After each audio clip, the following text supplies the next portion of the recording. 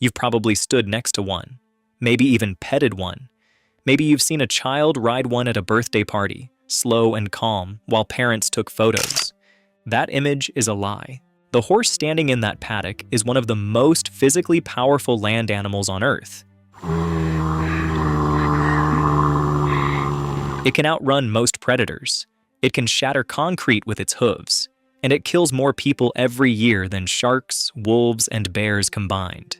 It has been doing it for thousands of years, quietly, while humans called it gentle. Today, we're correcting that. Let's establish what we're actually dealing with. A fully grown horse weighs between 900 and 2,200 pounds. Elite racehorses have been clocked above 40 miles per hour, faster than any human, faster than most things you've stood near. Its hind legs generate explosive force, capable of bending steel, collapsing a human ribcage, or killing a person instantly. These are not numbers from a fringe study. These are baseline measurements for a domestic animal that millions of people interact with daily. And here's the thing nobody talks about. Horses are prey animals. That means their entire nervous system is wired for panic, for worst-case scenarios, for explosive, unthinking violence when something goes wrong. You are not dealing with a predator that calculates. You are dealing with a 1,200-pound flight or fight reflex, and sometimes you are the trigger. That distinction matters more than most people realize. A predator makes a decision. A horse reacts. And the difference between a decision and a reaction, in an animal this size, is the difference between a warning and a body on the ground. There is no hesitation built into the prey response. There is no pause where you can intervene. When the reflex fires, it is already fired. Prey animals evolved to survive by acting before they understood what was happening. That is not a character flaw. That is the mechanism that kept horses alive for millions of years. It is also the mechanism that makes them genuinely, measurably deadly. Not because they want to hurt you, but because they are optimized for survival in a world where hesitation means death. Every year, horses kill approximately 100 people in the United States alone. That number seems small until you compare it. Sharks average around 1 death per year in the US, wolves, nearly 0, bears, under 3, alligators, around 1. Horses kill 100. Globally, the picture is even darker. Trauma registries in Australia, the UK, and Canada consistently rank horse-related injuries among the leading causes of agricultural fatalities. In Australia, horses are the #1 cause of animal-related death. In the UK, horse accidents kill more people than any other animal. These are not wild horses. These are owned animals, trained animals. Animals people chose to be near. The injuries are specific and catastrophic. Head trauma, crushing chest injuries, traumatic brain injury from falls, internal hemorrhage from kicks, spinal damage, facial reconstruction. The equestrian trauma literature has its own vocabulary for the patterns, because the patterns repeat. Research into equestrian injury has found that riders face significantly elevated risk of serious brain injury compared to other outdoor activities, and that experienced riders are not substantially safer than beginners when it comes to catastrophic injury outcomes. Experience teaches you how to ride. It does not teach you how to predict a panic response in an animal that weighs half a ton. And yet, we don't talk about it. Because the horse is beautiful. Because we grew up with the image of the noble steed. Because billions of dollars in equestrian industry, tourism, and sport depend on you not thinking too hard about the statistics. There are 2 directions a horse can kill you from. The hind kick, what most people picture, comes from behind. It is fast. Faster than your nervous system can process it. By the time your brain has registered what's happening, the horse has already decided. But the front strike is less understood and arguably more dangerous. Horses strike downward with their front legs to fight off predators, big cats, wolves, anything that gets too close to the face. It's not a warning, it's an execution strike. There are documented cases of experienced handlers being killed by front strikes from horses they had worked with for years. There are records of handlers killed by a strike from a horse they cared for daily.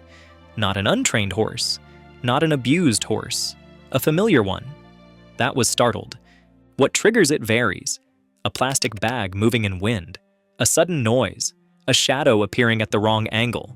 Horses process visual information differently than humans. Their eyes are positioned on the sides of their head, giving them nearly 340 degrees of visual coverage, but a significant blind spot directly in front and directly behind.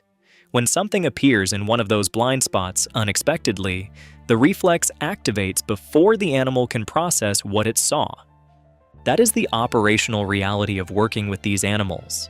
The danger doesn't come from aggression. It comes from proximity to a creature whose survival reflexes are faster than your ability to anticipate them. People forget that horses bite. Horse teeth are large, flat, and built for grinding through dense plant material all day. The jaw pressure a horse can generate is substantial, enough to crush fingers, remove sections of scalp, and produce bite injuries that look indistinguishable from dog mauling cases in trauma records. Horses bite for several reasons: dominance, pain, resource guarding, play that escalates, and simple bad mood. A horse that pins its ears back and swings its head toward you is not being cute. That is a warning. Beginners don't know that.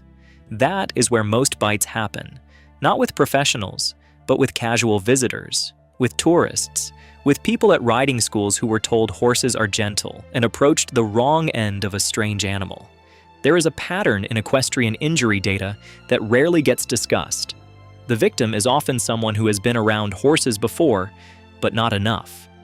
Someone who has moved past initial fear without developing real situational awareness.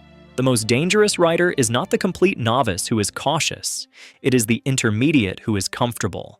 Comfort creates exposure. Exposure without expertise creates victims. In 1995, Christopher Reeve suffered a spinal injury during a routine equestrian competition. He was an experienced competitor. The jump was standard.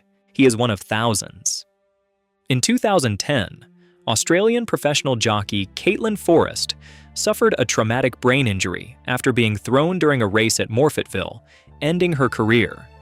In Australia, jockey injuries requiring hospitalization are tracked annually.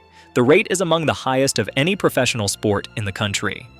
In 2014, a 10-year-old girl in Texas died from blunt force trauma after being kicked in the head by a horse at a family ranch. The horse was described by relatives as calm and well-behaved, no prior incidents, no warning signs recorded. In 2018, a stableman in Kentucky, 23 years of experience, was found dead in a stall. The horse showed no distress. No one witnessed what happened. The coroner's report cited blunt force trauma consistent with a kick. In 2022, a ranch worker in New South Wales, Australia, was fatally struck while leading a horse between paddocks on a property he had worked at for over a decade.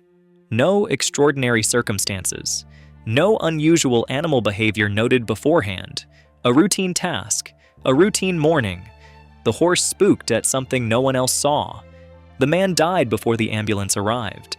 These are not exotic scenarios. They are not the result of working with wild or dangerous breeds. They are the ordinary outcomes of ordinary proximity to an animal whose baseline physical capacity exceeds what most people are prepared for. One horse is dangerous. A group of horses is something else entirely. Horses are herd animals. When one panics, the panic spreads. This is not metaphor. It is hardwired neurological contagion. A single sound, a single movement, a single unfamiliar stimulus at the wrong moment can trigger a collective flight response in a herd of animals that together weigh tens of thousands of pounds. There are documented fatalities from domestic herd panics in open-range areas, situations where horses were spooked in enclosed spaces, and anyone in the path was simply run over. 6 horses, a few seconds. Multiple people down. That is how fast it goes.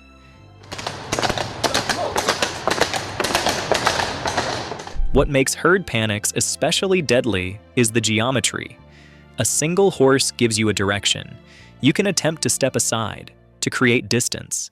A panicking herd fills a space entirely. There is no gap. There is no angle. There is only movement, and you are either clear of it or you are not. The animals are not targeting you. They are not even aware of you. That is almost worse. You are simply an obstacle in the path of something that cannot stop. Here is what makes horses uniquely dangerous compared to other large animals: the gap between their appearance and their capability. A crocodile looks like it could kill you. A bear looks like it could kill you. The visual information aligns with the reality. A horse looks like a vehicle, a tool, something designed for human use. That misalignment is the actual danger. It is not a horse problem. It is a perception problem, one that the equestrian industry, the media, and centuries of cultural mythology have actively deepened. Horses were bred for war. The destrier, the medieval war horse, was trained to bite, kick, and trample enemy soldiers on command. These animals carried armored knights into hand-to-hand combat and were considered weapons in their own right. Historical accounts from multiple centuries describe war horses as active combatants, not just transport, but weapons, directed, lethal. We did not breed that out of them, we softened it, we channeled it.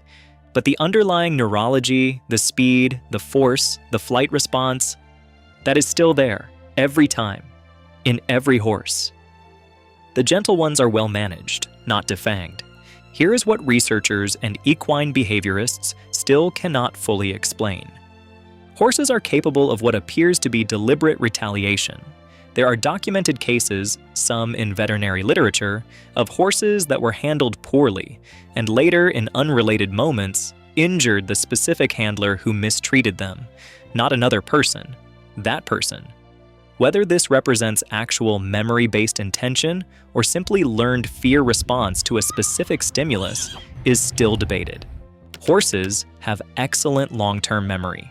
They recognize faces. They track humans with peripheral vision that covers nearly 340 degrees. Research in animal cognition has established that horses distinguish individual human faces with a high degree of accuracy, and that they remember those faces across gaps of months, sometimes years. They can identify a person who was present during a stressful event and respond differently to that person in neutral contexts later. The emotional memory appears to outlast the situational one. What they are thinking when they do it, we genuinely do not know. And that uncertainty in an animal this large matters more than most people realize. You are not being asked to be afraid of horses. You are being asked to understand what you are standing next to when you stand next to one.